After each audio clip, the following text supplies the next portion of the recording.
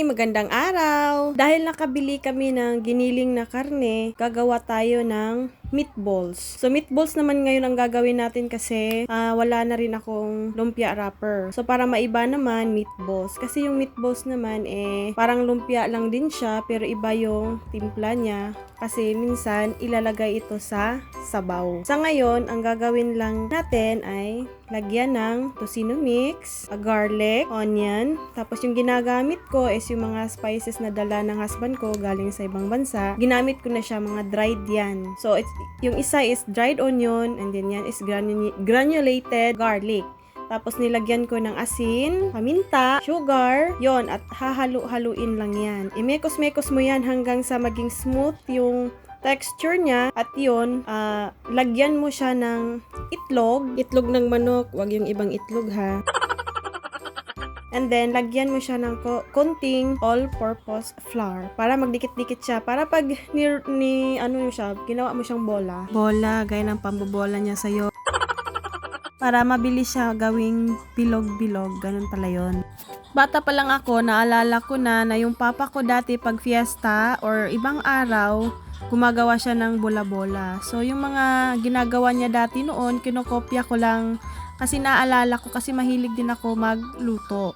Yung ibang mga kapatid ko, hindi yata naman na yung pagiging maano ni Papa, mahilig sa pagluluto. Namana ko naman yun. Yung version ng bola-bola ng Papa ko is iba naman sa version ko. Iba ito naman kasi mahilig talaga ako sa medyo manamis-namis na ulam. Pag ganito na pwede siyang prituhin. Kaya nilalagyan ko talaga siya ng konting sugar. Malapit na ang Pasko at New Year. Pwede itong gawing dish nyo ngayong Pasko at New Year. Pwede nyo itong isawsaw sa ketchup o gawing sarsyado. So, depende na sa inyo kung anong twist ang gusto nyo.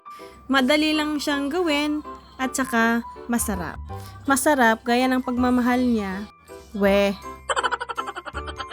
Balik na tayo sa bola-bola natin. So, pag ganito na yung itsura niya, halong-halo na, ilagay naman natin yung ating fresh na dahon ng sibuyas. At saka, hahuluin ulit para halong-halo siya, at saka yung dahon ng sibuyas naman ay mahalong-mahalo talaga doon sa ating karne.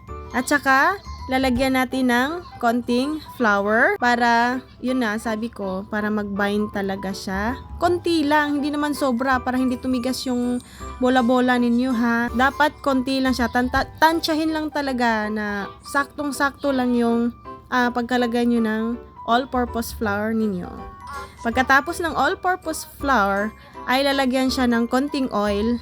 Kahit anong oil ang ilagay nyo. Olive oil, yung sa akin is vegetable oil yan, para hindi siya dumikit.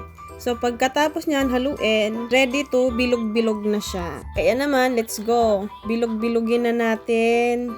Ayan. Kayo na rin yung magtansya kung gaano kalalaki yung mga bilog-bilog nyo o yung mga bola-bola ninyo. Kaya nang sinabi ko, hindi ako mapili sa ulam, pero pag may gusto akong ulam, kinikrave ko, yun, ginagawa ko talaga pag gusto ko. Sa ngayon, na hindi pa tayo nakakasweldo, wala tayong karapatang mag-crave ng mamahalin. So, ito muna ngayon, pag ganito-ganito muna, di ba? Joke lang bitaw.